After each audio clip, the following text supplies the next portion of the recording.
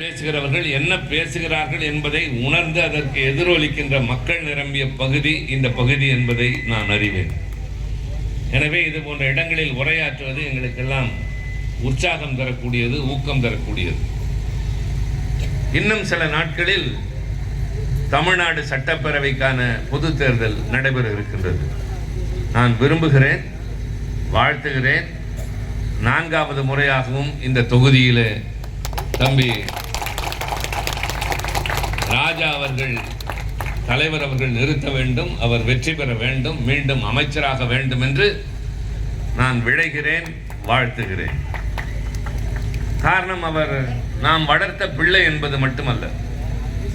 மாலையில் நான் கலந்து கொண்ட கருத்து கேட்கின்ற நிகழ்ச்சியிலே வந்தவர்கள் பேசியதில் இருந்து அவர் இந்த பகுதியினுடைய மேம்பாட்டிற்கான என்னென்ன செயல்பாடுகளிலே ஈடுபட்டிருக்கிறார் என்பதை நம்முடைய பாலவர்களை குறிப்பிட்டதை போல் பேருந்து நிலையம், நூலகம், சுற்றுவழி சாலை, இன்னும் சொல்லக்கூடிய அளவில் 200 கோடி ரூபாய் அளவிலே பாதாள சாக்கடை அடுக்கிக் கொண்டே போனார்கள். திருமக்கோட்டையிலே கூட 1 கோடி ரூபாய் அளவிலே ஒரு நூலகத்தை அமைத்து அறிவு கண்ணை திறக்கின்ற அந்த அறிவு மனம் பரவ பரவத்தான் அறியாமை இருள் அகலம் என்ற அறிஞர் அண்ணாவின் வழியில் ஊருக்கு ஊர் ஒரு நூலகம் இருக்க வேண்டும், ஆலயங்கள் இருப்பதை போல என்ற அந்த அடிப்படையில் அவர் அதை செய்திருப்பது மனம் குளிர வைக்கின்றது. இதுபோல மக்கள் தொண்டர்கள் தான் மக்களால் தேர்ந்தெடுக்கப்பட வேண்டும். இன்றைக்கு தமிழ்நாட்டின் முதலமைச்சராக இருக்கிற கழகத்தின் தலைவர் தளபதி அண்ணன் மு.க. ஸ்டாலின் அவர்கள் எப்படி மக்கள் மனதிலே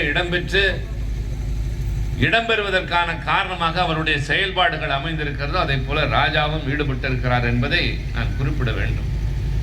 ஏதோ தொகுதியில் இருக்கிற தேர்ந்தெடுக்கப்பட்டவரை, ஒரு அமைச்சரை பாராட்டுகின்ற அந்த இடத்தில் நின்று நான் பேசவில்லை, அப்படி பேசுகிறவனும் அல்ல.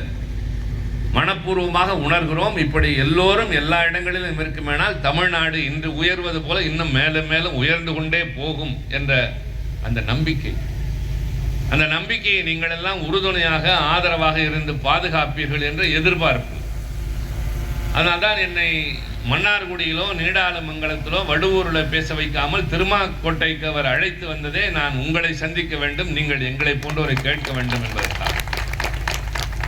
எனக்கும் அதுதான் மன நிறைவு. நகரங்களிலே பேசிக் கொண்டிருப்பதை விட உங்களை போன்றவர் இருக்கிற இடத்திற்கு வந்து மக்களை சந்திக்கிறோம்.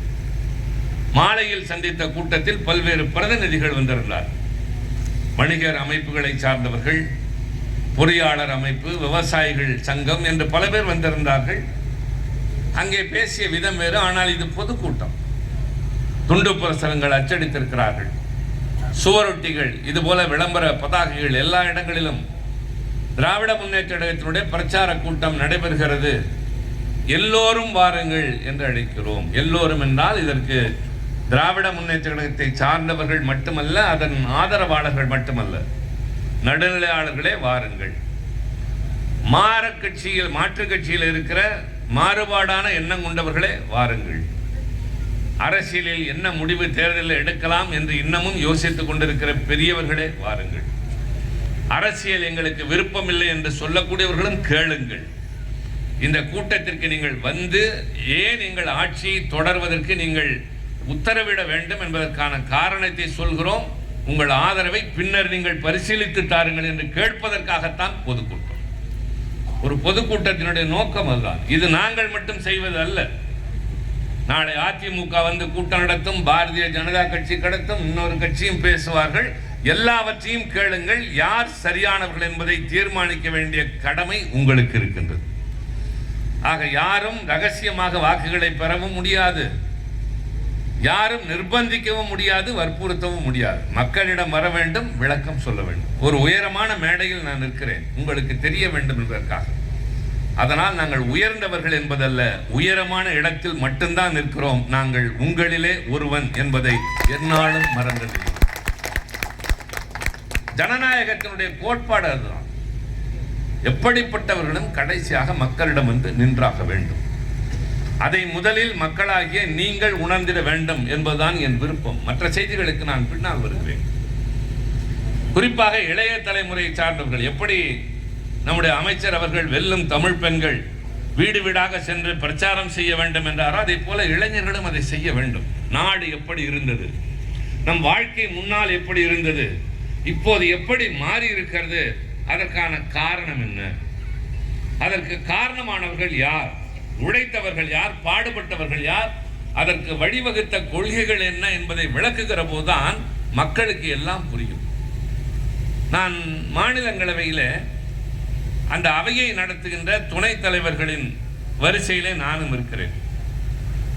அவையினுடைய தலைவர் இந்த நாட்டினுடைய குடியரசு துணைத் தலைவர்.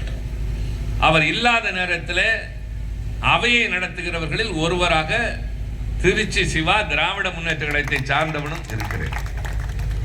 முதலாக அந்த இடத்திற்கு சென்றவனும் நான் தான். நான் முதலாக அங்கே உட்கார்ந்திருந்த போது மக்களவையினுடைய உறுப்பினர்கள் இந்த அவைக்கு வர முடியாது, வரக்கூடாது, நாங்கள் அந்த அவைக்குள்ளே நுழையக்கூடாது, அது மரபு. அப்பொழுது நான் உட்கார்ந்திருக்கிற அந்த நாற்காலிக்கு நேரே இருக்கிற கண்ணாடி வழியாக பழைய நாடாளுமன்ற கட்டடம் பார்க்கிற போது ஒரு தலை இப்படியும் அப்படியும் அசைந்து கொண்டே இருக்கிறது, இப்படி போகிறது அப்படி போகிறது.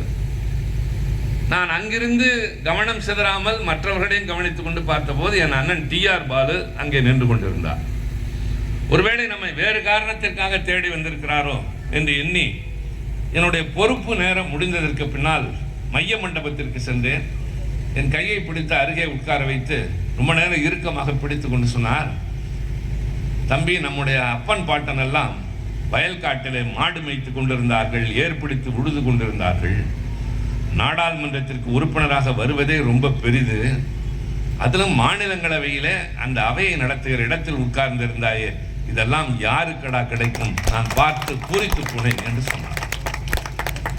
அந்த அளவிற்கு இன்றைக்கு நாங்கள் சென்றிருக்கிறோம் என்றால், இங்கே நான் MP என்பதோ அவர் அமைச்சர் என்பதோ விட நான் MABL என்பதும் அவர் PhD பட்டம் பெற்றவர் என்பதும் தான் பெரிய அளவிலே பாராட்ட வேண்டும். காரணம், நம்முடைய 2 தலைமுறைகளுக்கு முன்னால், ஏன் போன தலைமுறை கூட பெறாத இந்த பட்டத்தை பெற்றிருக்கிறோம். இதற்கெல்லாம் யார் காரணம்?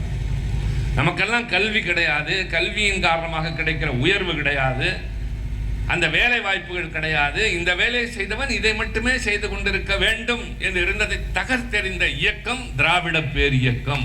இது தோன்றியிருக்காவிட்டால் இந்த மாற்றங்கள் இல்லை.